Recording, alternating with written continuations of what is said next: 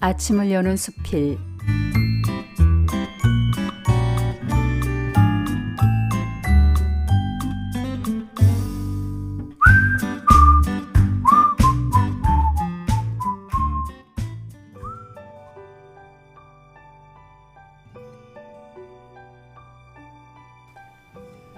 말뚝과 그물.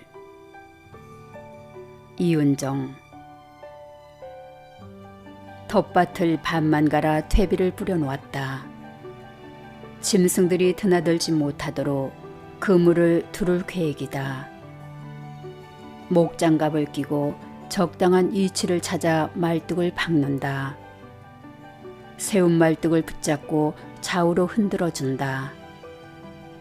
재가 놓일 자리를 찾으란 뜻이다.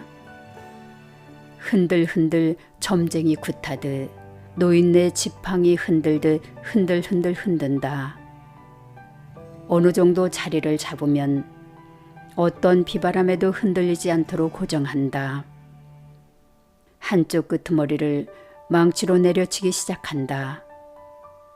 궁소리 한 번에 말뚝의 키가 훌렁 줄어든다. 세 군데 말뚝을 박았다. 니은 모양으로 양쪽 끄트머리와 가운데 코너 부분이다. 튼튼하게 박힌 걸 확인한 뒤 초록색 그물망을 두른다.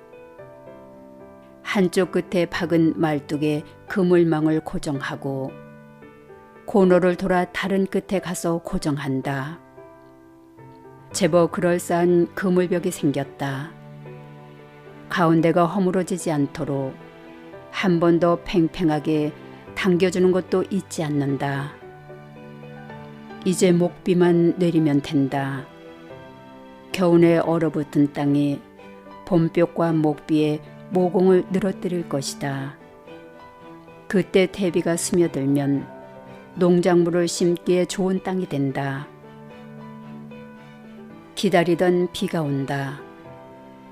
봄비치고는 제법 고약하게 창고 위 슬레이트 지붕이 날아갈 듯 몸을 뒤척이며 철퍽철퍽 요란한 소리를 낸다. 텃밭과 마당 사이 배수로가 흙으로 막혀 빗물이 범람하기 시작했다. 비를 맞으며 배수로에 쌓인 흙을 퍼내던 내 눈에 말뚝이 들어왔다.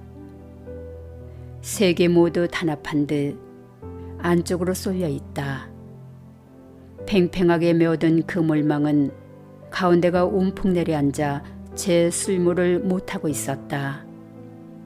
그러나 비가 그치면 볼 일이었다. 날이 개자 작심하고 텃밭으로 향했다. 땅이 질퍽해 말뚝이 제 몸을 지탱하기 힘들어 보인다. 가까스로 그물망을 붙들고 있는 말뚝 세 개를 번갈아 바라보았다.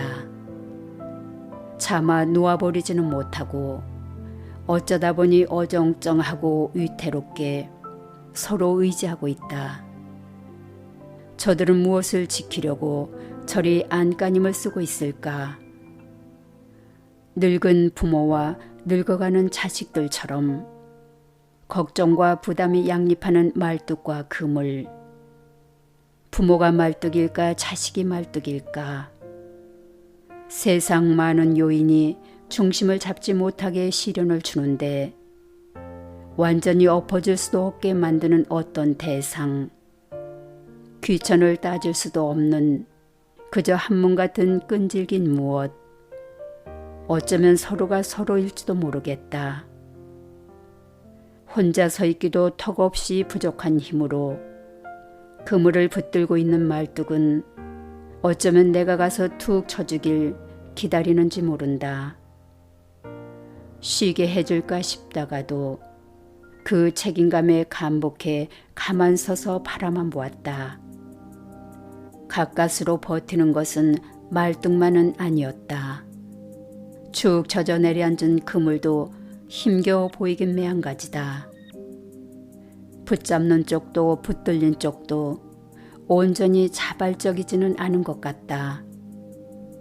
차라리 말뚝이 엎어지면 그물도 몸을 풀고 편안할 텐데 그럴 생각은 없어 보인다. 끝까지 서로를 놓지 않는 말뚝과 그물은 위태롭지만 함께 살아있다. 아버지 팔뚝에 어린 동생과 내가 대롱대롱 매달리던 장면이 떠오른다.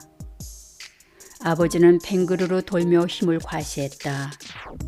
그 순간 아버지의 다리는 적당한 크기로 벌어졌을 테고 근육은 팽팽하게 날이 섰을 것이다.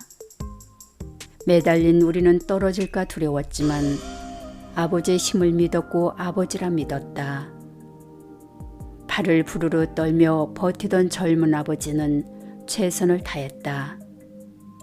당신의 팔에 매달린 작은 딸들이 다치지 않도록 마음 놓고 자신을 의지하도록 끝까지 버티었다.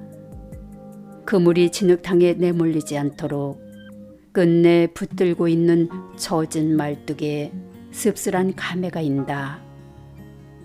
늙은 아버지의 팔뚝 같은, 이제는 신뢰하지 않는 딸들의 의지 같은, 나는 말뚝에서 나를 보았을까, 내 부모를 보았을까.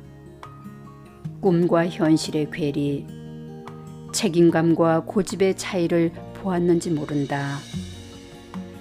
부모와 자식은 신뢰를 넘어선 안심의 관계라는 것을, 지나친 책임감이 고집으로 변질되어 관계를 허물기도 한다는 것을 떠올린다. 자식을 위해 생을 바친 가난한 부모와 늙은 부모를 마지못해 건사하는 자식 사이에 존재하는 그물 같은 신뢰를 본다. 안간힘으로 그물을 붙들고 있는 말뚝처럼 위태로도 무너질 수 없는 집요한 관계의 업을 본다. 가난과 시련을 함께 인내하며 맞잡은 손을 귀엽고 후손에게 넘겨주고 마는 고집 혹은 책임감, 부정할 수도 거부할 수도 없는 관계가 주는 무거움은 단지 고통이고 침일까? 벚꽃처럼 가볍게 흩어져야 아름다울까? 통제받지 않는 자유가 종국에 가져올 고독 따윈 관심 없는 사람들에게 말뚝이 하는 말을 전한다. 인생은 결코 혼자선 행복할 수 없어. 새 말뚝 하나를 챙겨 다시 텃밭으로 향한다. 말뚝과 말뚝 사이에 또 다른 말뚝을 박는다. 가운데 놓인 새 말뚝에도 그물을 고정한다. 양쪽 끝에선 말뚝이 더는 흔들리지 않는다. 그물을 지탱하는 힘이 분산되니 그물 또한 팽팽함을 유지한다. 힘을 분산시키고 책임감을 나눈다. 다시 무너지는 일이 생겼을 때 죄책감도 나뉠 것이다. 모두가 살아남는 방법이다. 집이 기둥 하나로 지어질까? 자동차가 어디 바퀴 하나로 굴러가던가? 소나무 하나가 우뚝 서기 위해 얼마나 많은 뿌리가 작은 힘을 끌어 모으는지, 아름다운 피아노 연주는 얼마나 많은 음의 조합인지 알면서도 모른 채 살아온 빈 가슴이 부끄럽다. 그 속에 늙은 내 부모가 보이고 힘겨워하는 내 형제가 보이고 손을 놓지 못하는 서로가 보인다. 그래도 끝까지 가족이라는 이름으로 살아가는 우리는 위태롭지만 함께 살아간다. 말뚝에 힘을 주기 위해 말뚝 아래 돌을 쌓았다. 그물이 잘 버티라고 제일 이쪽에 빨랫줄을 덧대어 둘러주었다. 말뚝이 허리를 쭉 펴니 그물이 함께 일어선다. 불어 말뚝을 툭 쳐보았다. 끄떡도 하지 않는다. 조금 더 세게 쳐보았다. 여전하다. 이번에는 그물을 슬쩍 잡아당겨 보았다. 그물을 붙잡고 있는 말뚝이 파르르 떨린다. 그물이 제자리로 돌아가며 팽팽함을 유지한다. 그 안에서 자랄 새 생명에게 의지가 되어주려는 듯 말뚝과 그물은 서로를 끈질기게 붙잡고 있다. 자신을 믿으라는 듯 마음껏 자라라는 듯 그물 안에 파릇파릇 싹이 돋으면 말뚝은 저 자신을 더욱 살박지게 할 것이다. 그물이 제 임무를 다할 수 있도록 묵묵한 조력자가 되어줄 것이다. 다시 중심을 놓쳐도 맞잡은 손은 놓지 않을 게 분명하다. 함께 시련을 이겨냈으니 이번에는 더 끈끈하게 붙잡지 않을까. 서로를 포기하지 않고 공존하는 방법을 배웠을 테니.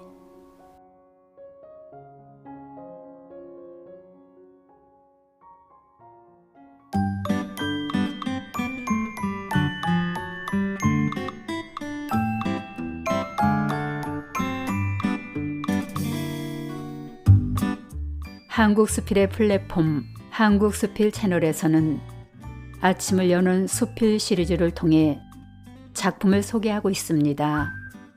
김철호 이명옥 수필가가 진행하는 본 프로그램에 자신의 작품을 소개하고 싶은 분은 작품과 연락처 프로필 등을 이메일 kc0377@네이트닷컴으로 보내주시기 바랍니다.